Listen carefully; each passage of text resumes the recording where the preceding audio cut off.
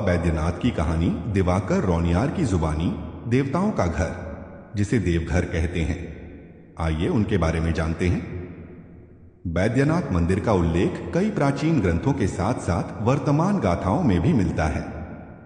12 ज्योतिर्लिंगों में से एक होने के साथ साथ इसे हिंदू पौराणिक कथाओं में पवित्र 108 शक्तिपीठों में से एक माना जाता है। साथ ही मान्यता है कि इसकी स्थापना स्वयं भगवान विष्णु ने की थी। कहा जाता है कि मंदिर में आने वाले सभी भक्तों की सभी मनोकामनाएं पूरी होती हैं, इसलिए यहां के शिवलिंग को कामना लिंग भी कहा जाता है। हिंदू पौराणिक कहानियों के अनुसार लंका राज रावण भगवान शिव का बहुत बड़ा भक्त था। एक बार रावण को लगा कि उनकी राजधानी अधूरी रहेगी जब तक भगवान शिव हमेशा के लिए वहां रहने का फैसला नहीं करते।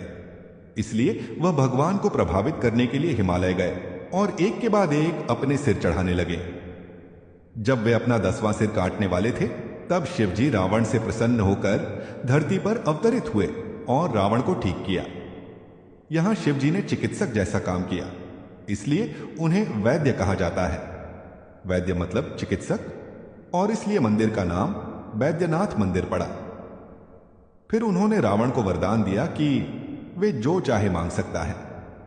तब रावण ने शिवजी से कहा कि वह शिवलिंग को अपने साथ लंका ले जाने की अनुमति दें, जिस पर भगवान सहमत हो गए।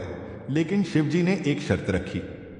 शिवजी ने रावण से कहा कि जब तक वे लंका नहीं पहुंच जाते तब तक वह शिवलिंग को जमीन पर न रखें, वरना शिवलिंग जमीन में जम जाएगा और रावण इसे कभी भी उखाड़ नहीं पाएगा। रावण ने शर्त मान ली और यात्रा शुरू कर दी। वहीं दूसरी तरफ बाकी सभी देवी देवता शिवजी के इस फैसले से खुश नहीं थे, क्योंकि वे जानते थे कि अगर शिवजी रावण के साथ लंका गए तो रावण अमर हो जाएंगे और उनके बुरे कर्मों से दुनिया को खतरा होगा। इसलिए सभी देवी देवता भगवान विष्णु से रावण के शिवलिंग को लंका ले जाने से रोकने का आग्रह किया।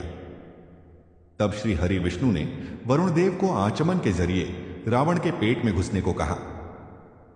वहीं जब रावण ने आचमन करके शिवलिंग को लेकर लंका की ओर अपनी यात्रा शुरू की तो देवघर के पास रावण को लघुशंका लग गई। तब रावण ने आसपास देखा, पर आसपास कोई नहीं था जिसे रावण शिवलिंग पकड़ा सके। कुछ देर बाद रावण को एक ग्वाला दिखा। कहा जाता है कि उस ग्वाले के रूप में भगवान विष्णु थे।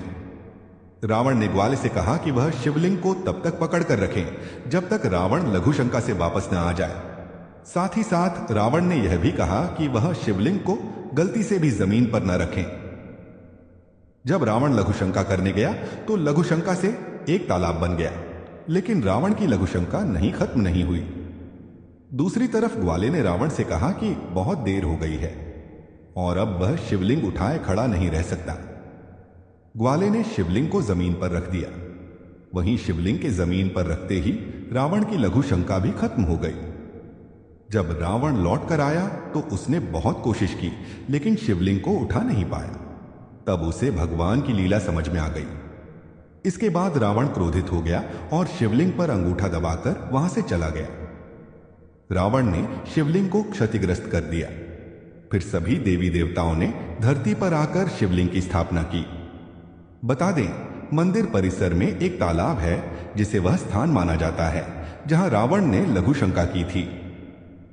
यहां के शिवलिंग को कामना लिंग भी कहा जाता है, क्योंकि शिव जी ने रावण को इच्छा दी थी और कामना का मतलब इच्छा होता है।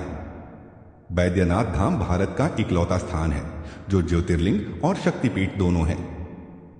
ऐसा माना जाता है कि सती का दिल बैद्यनाथ धाम पर गिरा जब भगवान विष्णु ने शिव जी के विनाश को रोकने के लिए सती की लाश को काटने के लिए सुदर्शन चक्र चलाया था।